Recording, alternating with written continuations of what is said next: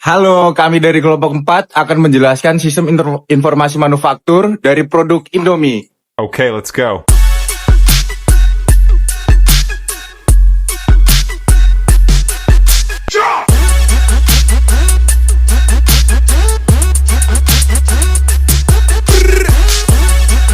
Selamat Natal.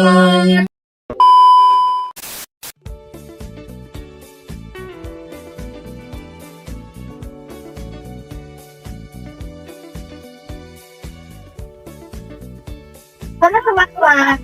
Hai. Kalian pernah berpikir nggak sih bagaimana caranya jutaan bungkus Indomie bisa diproduksi setiap harinya dengan rasa yang konsisten dan tidak pernah telat sampai ke toko kesayangan kita semua?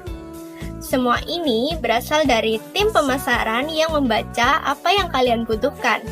Tapi begitu eksekutif perusahaan memutuskan untuk memenuhinya, tanggung jawab besar ini langsung berpindah fungsi ke fungsi manufaktur untuk memproduksi barang tersebut. Mari kita bahas sistem rahasianya. Nah, pas banget kamu datang, Tak. Aku lagi baca materi presentasi kelompok kita buat besok nih. Di era digital sekarang, emang manajemen manufaktur Indomie itu apa masih pakai cara manual ya? Oh, jelas enggak dong, Sin. Di pabrik modern seperti Indomie, manajemen manufaktur itu menggunakan komputer, baik secara konseptual maupun elemen dalam produksi fisik secara langsung. Coba deh, Jeff, jelasin bagaimana sistem fisiknya. Nah, lihat deh layar di sini. Di bagian produksi fisik pabrik Indomie, teknologi komputer itu nyawa utamanya. Kita melibatkan 3 teknologi besar, CAD, CAM, dan robot. Pertama, CAD atau Computer Aided Design yang sering disebut juga Computer Aided Engineering. Ini melibatkan penggunaan komputer untuk membantu rancangan produk yang akan dimanufaktur, seperti ketebalan dan gelombang mie instan. Kedua, CAM atau Computer Aided Manufacturing, yaitu penerapan komputer dalam proses produksi. Mesin produksi khusus dikendalikan komputer untuk menghasilkan produk sesuai spesifikasi dari database rancangan. Wah, keren banget.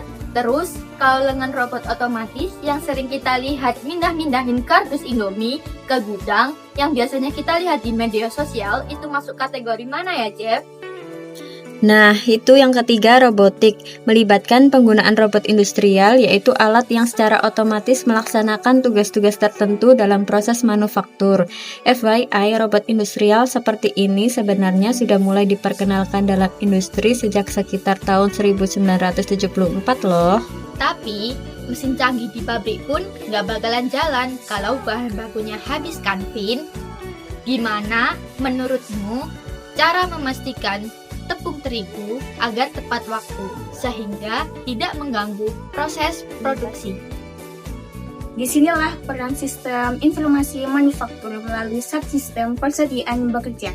Pendekatan yang paling sederhana dan bersifat reaktif adalah reorder point, yaitu menunggu hingga saldo suatu jenis barang mencapai tingkat tertentu, baru memicu pesanan pembelian. Disinilah peran subsistem persediaan reorder point atau ROP. Misal U adalah 200 kg tepung dan lead time atau L selama 6. Maka ROP adalah 1200 kg. Nah, kalau cuma menunggu stok menipis, resikonya sangat tinggi banget kan? Kalau ada lonjakan pasar. Untuk strategi yang lebih proaktif, mari kita dengar penjelasan langsung dari supply chain planner kita. Halo teman-teman, seperti apa yang dibilang Arto tadi, mengandalkan pendekatan reaktif ROP saja tentu tidak cukup untuk pabrik sebesar Indomie. Oleh karena itu kami menerapkan strategi material proaktif yang disebut MRP atau Material Requirement Planning. Daripada hanya pasif menunggu hanya batas krisis, sistem MRP kami melihat jauh ke masa depan. Sistem ini mengidentifikasi material apa saja yang akan diperlukan, beberapa jumlah pastinya, serta tanggal tepat material ini harus tersedia di lini produksi. Sistem ini kemudian dikembangkan lagi menjadi MRP2 atau Manufacturing Resource Planning. Hebatnya MRP2 ini tidak hanya mencakup area pabrik saja, melainkan meluas hingga mengintegrasikan seluruh departemen di perusahaan. Manfaatnya sangat luar biasa, penggunaan sumber daya jauh lebih efisien, perencanaan prioritas material lebih teratur, kepuasan pelanggan meningkat, dan jadwal kerja pegawai menjadi lebih terstruktur. Halo, seluruh alur material hebat yang dijelaskan oleh Dika tadi tidak akan ada artinya tanpa pengawasan ketat dari kami di subsistem kualitas. Di pabrik Indomie, mutu adalah harga mati.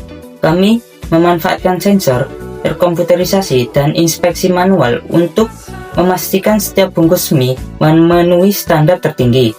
Sebelum dipasarkan, beberapa hal kritis yang kami pantau secara ketat antara lain yaitu kadar air mie yang wajib berada di bawah 4% agar tetap renyah dan tahan lama.